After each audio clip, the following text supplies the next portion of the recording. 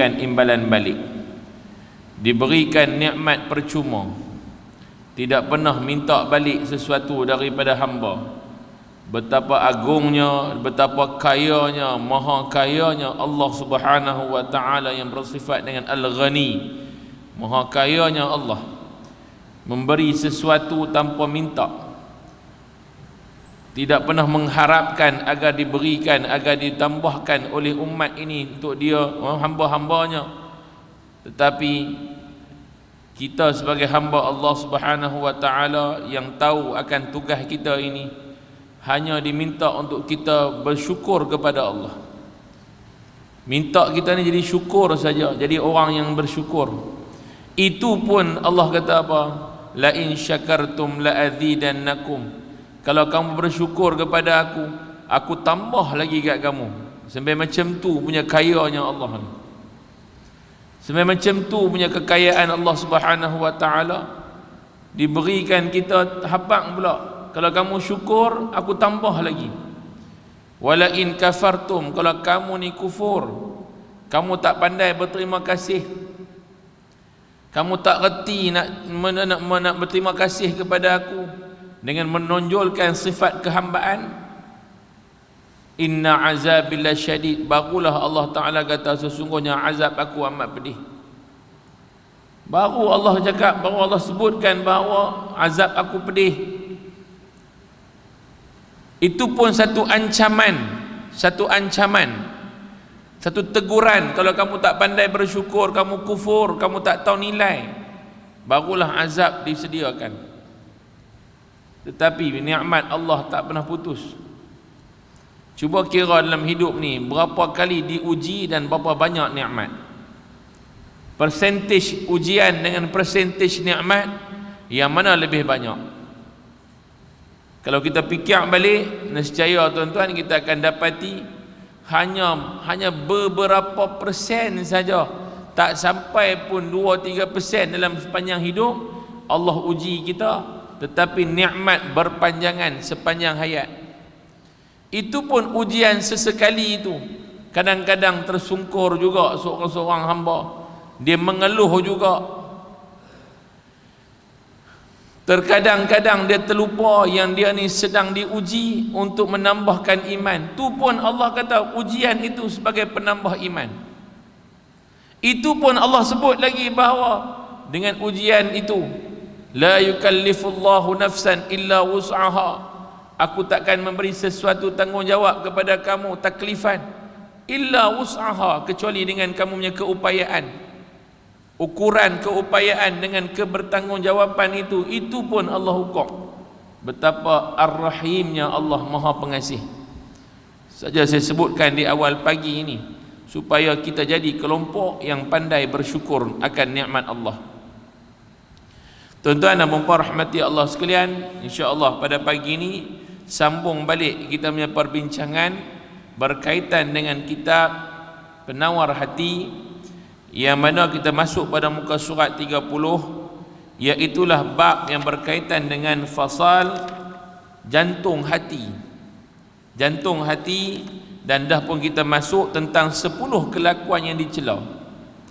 Ada 10 kelakuan yang dicela. Walaupun ada banyak, kata Syekh ni, walaupun ada banyak kelakuan yang dicela, tetapi 10 yang dicatat ini adalah merupakan sesuatu pencetus kepada keburukan-keburukan yang lebih banyak lagi. Yang pertamanya, sangat rakus terhadap makanan. Yang keduanya, sangat loba dalam berkata-kata. Nombor 3, marah. Nombor 4, dengki. Nombor 5, kedekut dan kasih kepada harta. Nombor 6, kasih kepada kemegahan. 7, kasih kepada dunia. 8, besar diri. 9, ujub. 10, riak. Dari 10 ni, setiap satu tu dia boleh mencetuskan keburukan-keburukan yang lain. Sebab tu Syekh ni kata, aku tak bawa main berlerek-lerek, aku main 10. Dari 10 ni dia akan bawa kepada lebih banyak lagi. Sebab itu dia kata kita bincang 10 ini. Bila bincang 10 ni, kamu akan dapati betapa banyaknya dari 10 ini akan bawa kepada keburukan yang lebih banyak lagi. Qala musannifu rahimahullah wa nafa'ana fi ulumi fi darin amin amin ya rabbal alamin. Engkau hendaklah bersungguh-sungguh menyucikan qalbumu daripada sifat kecelaan ini. Nescaya engkau mendapat kemenangan di dunia dan juga di akhirat. Firman Allah, qad aflaha man dzakkaha. Sesungguhnya berjayalah orang yang menjadikan dirinya yang sedia bersih bertambah-tambah bersih dengan iman dan amal kebajikan, yakni bersih hatinya daripada kelakuan yang dilarang.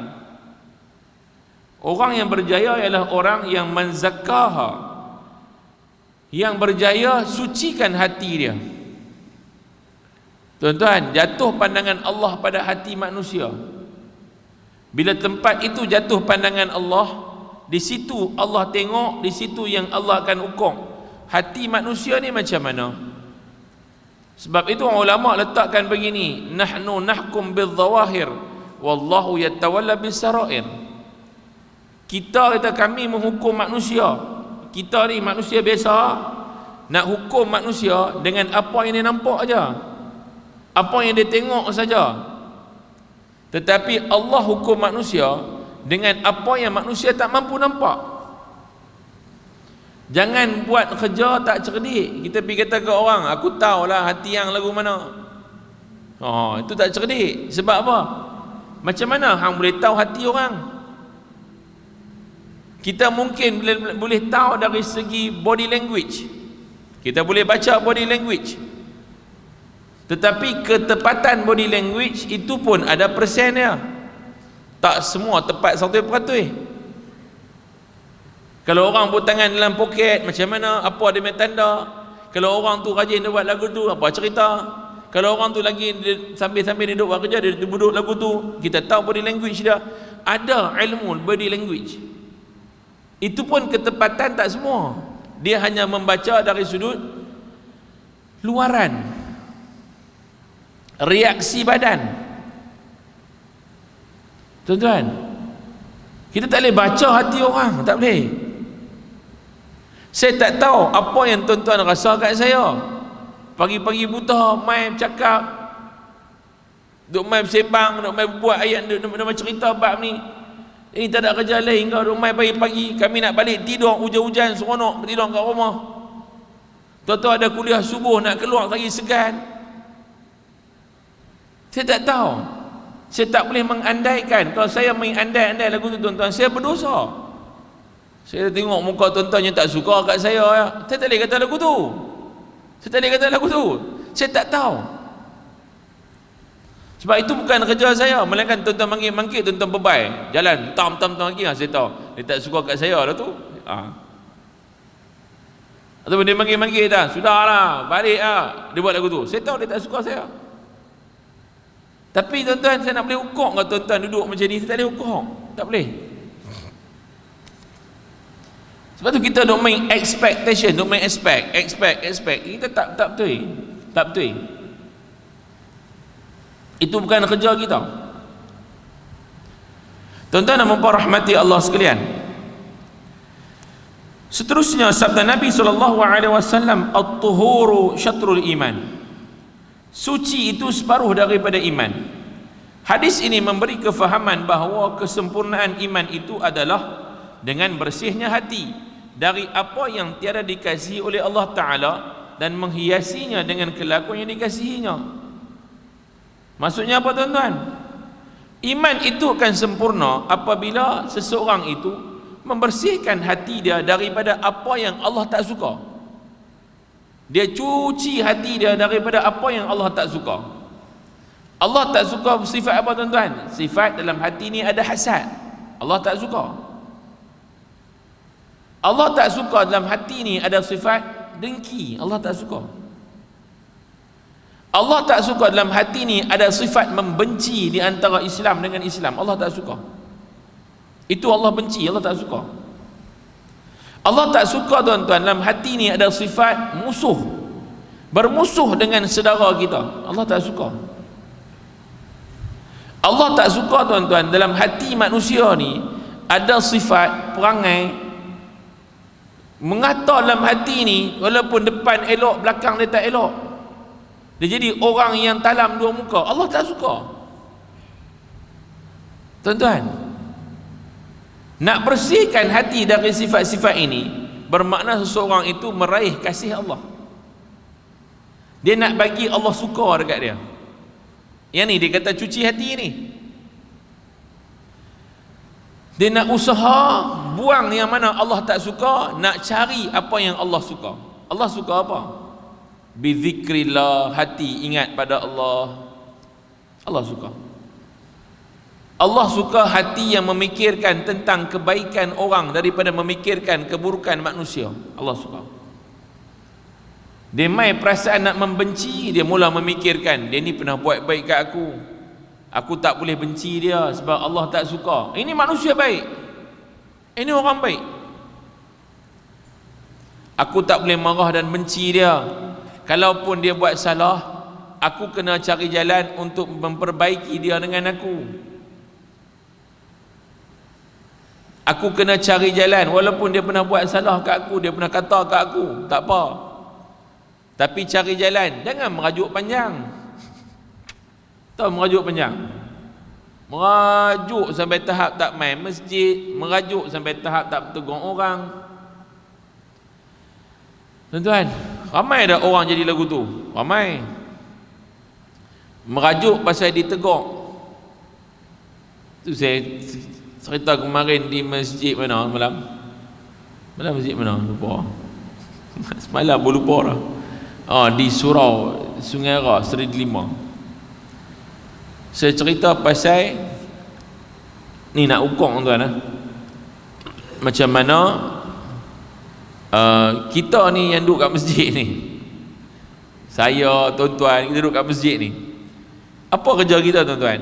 Kerja kita nak tarik orang main masjid bagi ramai, supaya kita nak bawa manusia ke arah syurga Allah. Betul tak?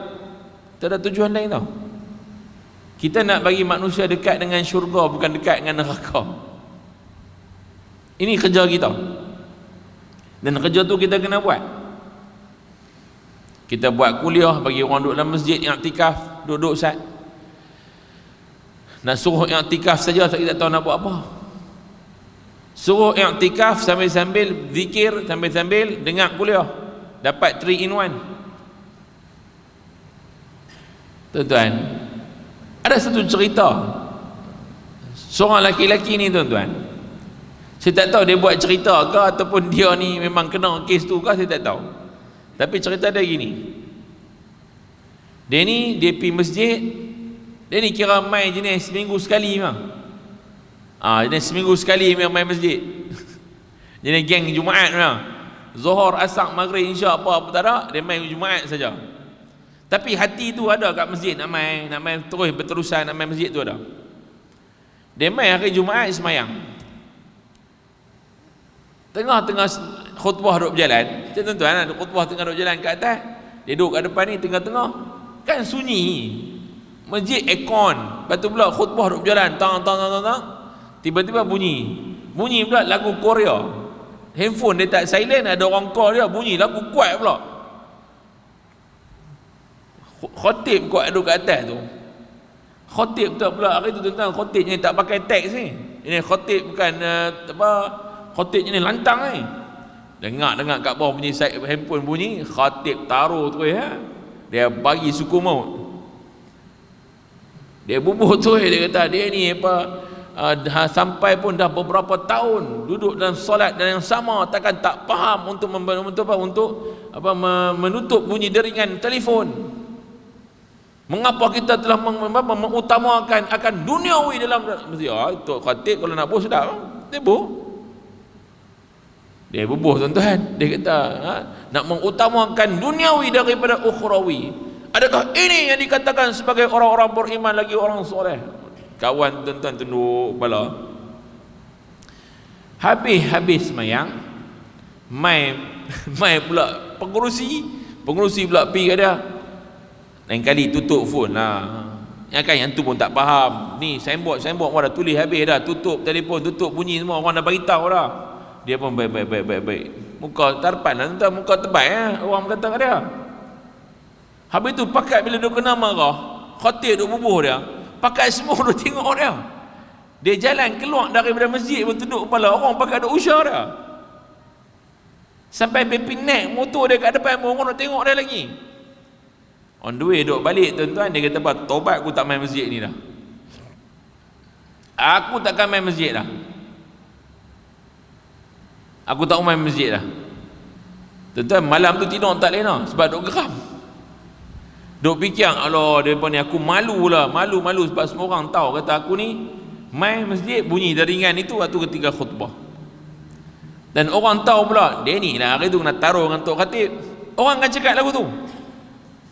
Dia malu tuan-tuan. Malam tu dia ni yang seminggu sekali iman naik turun macam angiogram tu.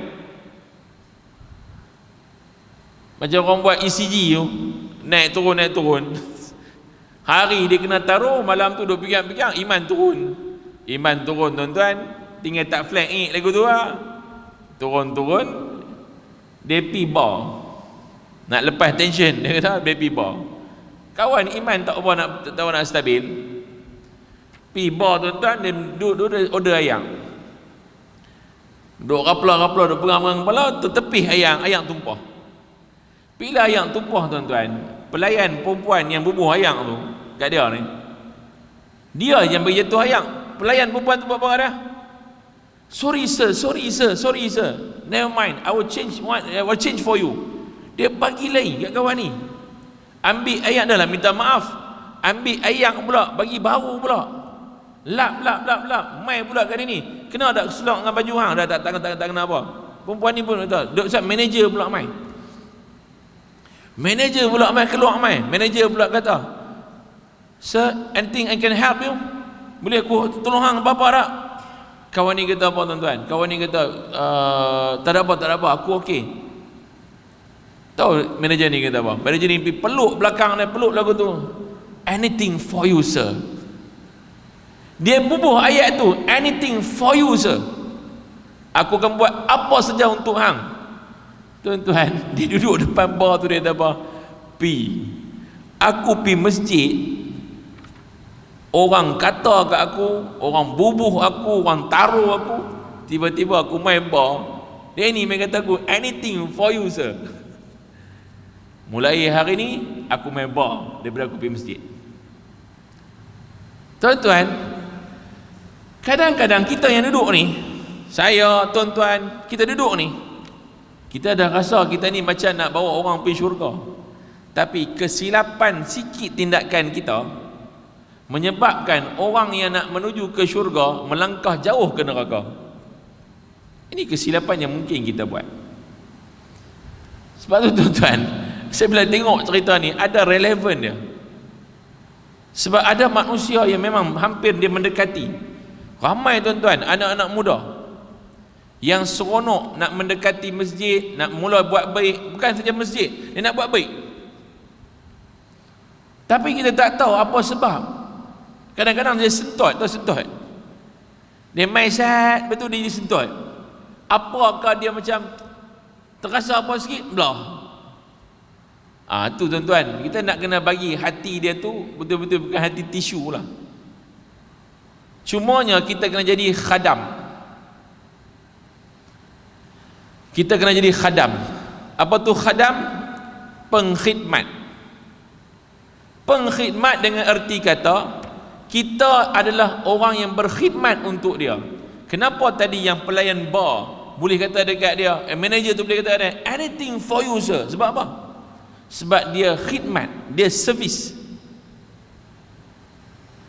Bila kita faham erti khidmat, kita baru faham khadam tu apa.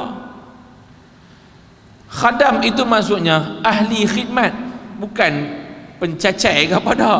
Dia ahli khidmat. Dia khidmat untuk kita, kita serve kat orang, orang akan suka.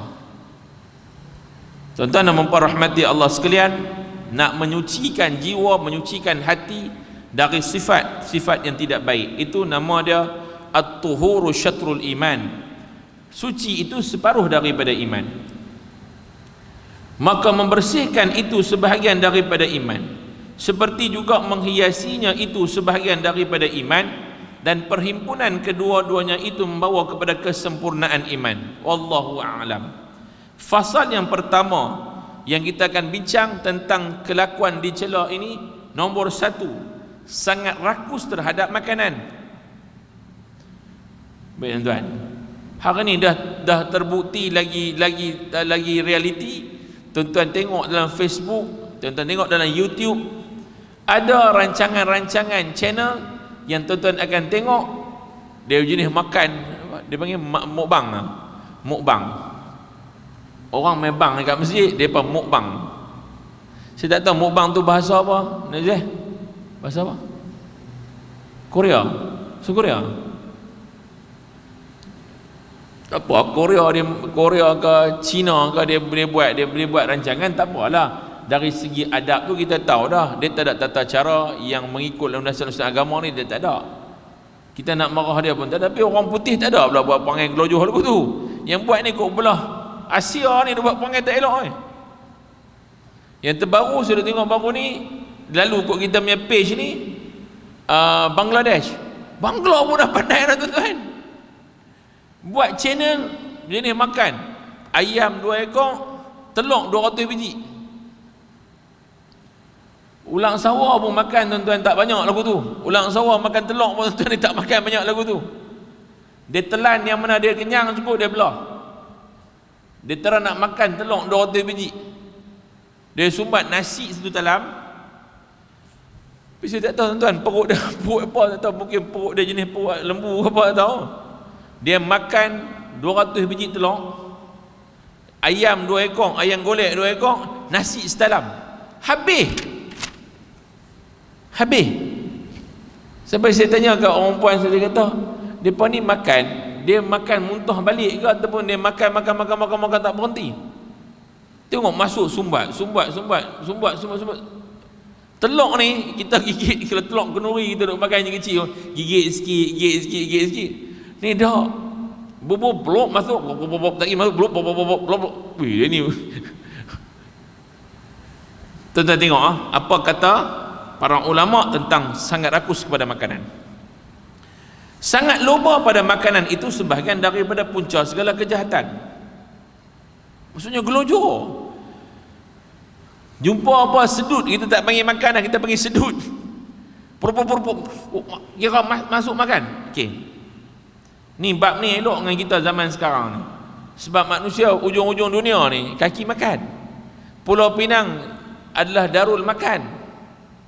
Saya tak mahu sebut bahasa kasar dah tuan-tuan. Orang Pulau Pinang dia panggil darul menggetar darah. Kira melantak makannya. Orang luar main penuh Pulau Pinang pasal makan. Betul tak? Main cari makanan lah. Jam jalan kat belakang highway, rupanya pergi belah town nak pergi cari nasi kandang. Tu je. Star Cruise ke apa cruise ke tuan-tuan, duk turun kat apa Swettenham Pier tu. Lepas turun main cari apa? Cari makan. Kawan saya bawa Grab. Bila dia tahu terkapai dan turun kat sana, mereka pergi tunggu sana. Orang akan cari Grab. Bila naik Grab dia, ada pelancong-pelancong China ke pelancong-pelancong daripada luar akan turun mai, turun bawa aku pergi mana? Pergi kedai makan. Semua pergi kedai makan. Saya kata tak ada, dia pergi museum ke apa ke, tak ada pergi dia pergi mana? Dia pergi cari kedai makan. Dan orang Malaysia pun, yang lokal turis pun, yang mai daripada Johor, mai daripada Kuala Lumpur, mai nak makan. Biasa tuan kawan-kawan kita pun, kita pergi mesyuarat keluar luar, soalan tu keluar, kedai Sulaiman tak mana? Kedai Sulaiman depan rumah saya. Memang okey lah tuan. Mai lah makan, baru boleh tahu. Dia kata beratok panjang tu ya, panjang, mai lah sama-sama beratok dia, baru boleh main gambar. Tak boleh main gambar, beratok tu. Tuan-tuan, melengkoi sampai nak masuk rawong. Sikit hari melengkoi masuk dalam stadium tu. Orang punya ramai Nabi makan nasi kandar. Tu kata keterujaan. Sekali ambil sotong 2 ekor, udang 2 ekor, ikan seketui, ayam tengkok 5 ketui. Tuan-tuan, makan kan sedudu tak tahu. Makan lagu tu. Punya kita loba pada makanan. Sangat loba pada makanan itu sebahagian daripada punca segala kejahatan. Kerana perut itu tempat keluar bagi segala keinginan. Perut punca. Tuan-tuan tahu ke? Nafsu ni bermula daripada perut. Tahu tak? Nafsu kita, kuat tak kuat nafsu ni main pada perut. Apa yang kita makan, dia akan menimbulkan syahwat terhadap sesuatu. Dan punca penyakit daripada perut. Punca penyakit. Tuan-tuan, saya mungkin zaman waktu saya zaman kita duk belajar dulu, kita makan tak tentu.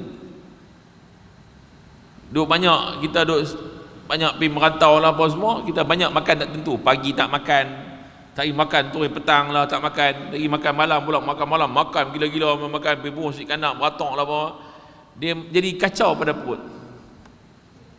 Bila kacau pada perut, dia kacau pada dada. Dia kacau pada dada, dia kacau pada kepala. Punca. Bila kita fikir-fikir dia betul. Dalam perut ada hati, dalam perut ni ada limpa, dalam perut ni ada pankreas. Kencing manis bermula daripada mana? Daripada perut. Pankreas tak betul. Tuan-tuan, Nabi habaq lagu tu umum, tapi rupanya ini dia kata wahyu. Nabi habaq punca penyakit daripada perut. Nabi suruh jaga perut. Apa yang masuk dalam perut sebagian daripada punca penyakit dan punca untuk sihat. Tuan-tuan, bila kena lagu tu baru tahu nak jaga macam mana. Baik tuan-tuan, kerana perut tempat keluar segala keinginan, dan kerana daripadanya lah terjadinya keinginan faraj, keinginan kemaluan. Dia mula bila makan banyak, dia punya nafsu naik, nafsu dia akan bertambah-tambah. Tuan-tuan, saya tak tahu nak kupas pasal bab berkaitan dengan nafsu naik ke, makan apa, saya tak pandai. Saya tak tahu. Nak makan madu ke, nak makan daging ke, nak makan apa, tuan-tuan makan je lah. Saya tak pandai nak mengulas bab-bab berkaitan dengan kalau nak bagi nafsu naik ke apa, itu jangan tanya saya tak tahu tuan-tuan. Dan saya tak suka untuk nak cerita bab-bab macam tu, saya tak berapa berminat. Sebab yang tu benda tu tuan-tuan kita masing-masing lah. Baik tuan-tuan. Kemudian apabila diasah oleh keinginan makanan dan keinginan ijma', keinginan jima', nescaya terjadi daripadanya sangat loba kepada harta. Bila keinginan jiwa ni, keinginan nafsu ni diajak, nafsu ni makan. Daripada makanan kita tahu orang tu dia ni loba tak loba. Nafsu dia macam mana? Saya tanya tuan-tuan pergi ke bazar Ramadan, waktu ketika mana bulan puasa, tuan-tuan pergi bazar Ramadan, tuan-tuan tak mau beli apa tuan-tuan buat pergi RM50. Kita kata RM50 ni tak mau beli dekat sikit-sikit dah.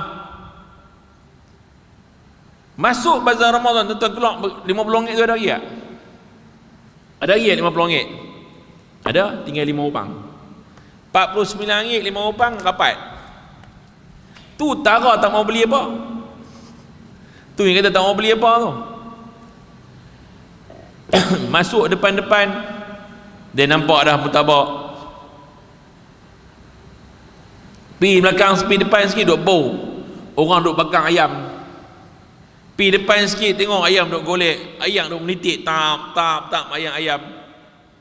Pergi masa time lapang, time puasa lapang, pergi duk tengok, alamak ayam menitik ayam pula dah. Aku ingat hari tak mau lah beli, tanya berapa ringgit? RM30. Tak beli. Tak boleh, tak apa, nak buat macam mana? Nak makan, beli pi lah, beli. Depan sikit ada Maggi goreng. Duk tengok lah Maggi goreng, asap duk naik lagu tu tuan-tuan. Dia duk goreng pula. Tengok pula. Beli pi berapa ringgit? RM3. RM3 boleh, RM3. Tu yang kata tak mau beli je. Sehari dia kejam masuk martabak, sehari dia kejam masuk mai kuih cara, sehari mai kejam masuk pula kat depan sikit ada tu ada apa puding apa ke pula. Dia tengok puding pula, alamak best pula puding ni, aku suka, beli. Keluar mai 5 lubang, balik mai. Tuan-tuan, pasti poin kita pergi beli, balik-balik mai ke rumah, kita makan semua ke? Tak. Kita ambil cubit sikit makan. Ayam sekong, jom kita makan ramai-ramai. Dah beli banyak-banyak, orang nak makan ke? Tak makan, kita makan sikit je. Hang tarik pi aku tarik mai, hang tarik pi aku tarik mai, makan sikit je, tak banyak mana pun. Tapi nafsu punya serakah, pi beli barang banyak lagu tu tuan-tuan, konon-konon nak rasa makan.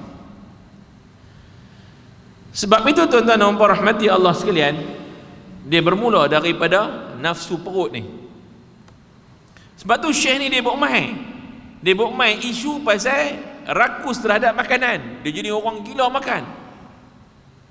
Tu yang boleh berjam masuk dalam sepinggan nasi, nasi kandang. Dia boleh masuk ikan bawai, dia boleh masuk mai telur ikan, dia boleh masuk mai telur sotong, dia boleh masuk mai cabai, dia boleh masuk mai bendi, empat ketui bendi, 4 batang bendi dia buah dalam tu. Mai lagi pula apa sampai nyok masuk dalam tu. Habis teliung, habis semua nak pagi-pagi pula. Masa kandang macam cerita, saya pegat pergi cari semua. Tak cukup lagi pula, bubur daging 2 ketui. Hang nak makan apa ni? Tapi itu realiti tuan-tuan, sebab kita rasa lapar. Nafsu kata mau. Kemudian apabila ia menuntut harta dan kemegahan dan ia mendapat kedua-duanya, dia jadi orang gila harta, dia gila pangkat, dia gila kemegahan, dia bermula daripada perut. Tuan-tuan dan puan rahmati Allah sekalian, moga-moga perbincangan kita ini tuan-tuan membuka minda kita. Saya minta maaf tak nak panjang-panjang sangat tuan-tuan, sebab saya nak kena bertolak. Hari ni ada program dengan sekolah. Saya nak kena pergi pukul 7 pagi ni, ngam 7 lebih tuan-tuan. Nak kena pergi ke car passing, kena pergi daripada ni merentas desa. InsyaAllah tuan-tuan, moga-moga pertemuan kita ada barakah, pertemuan kita ada kebaikan pada pagi ini. Yang baik daripada Allah, yang buruk daripada saya mohon beribu kemaafan. Kalau terkasar, terlebih, terkurang, minta maaf banyak-banyak. Tuan-tuan adalah merupakan orang-orang baik yang datang untuk mencari kebaikan. Tuan-tuan, orang-orang yang nak mohon kepada Allah agar diberikan keliling kita orang-orang baik. Moga-moga kebaikan bersama dengan kita tuan-tuan. Tak ada benda buruk untuk kita insya-Allah. Wallahu a'lam. Wa aqulu qawli hadza wa astaghfirullahal azim li wa lakum. Wassalamualaikum warahmatullahi wabarakatuh. Bismillahirrahmanirrahim. Alhamdulillahirabbil alamin wassalatu wassalamu ala asyrafil anbiya'i wal mursalin wa ala alihi wa sahbihi ajma'in. Allahumma nawwirna bi nuri ilmik wa amna nisyan bi rahmatika ya arhamar rahimin. Allahumma zidna ilma warzuqna fahma bi rahmatika ya arhamar rahimin. Rabbana 'alaika tawakkalna wa ilaika anabna al-musir. Walhamdulillahirabbil alamin.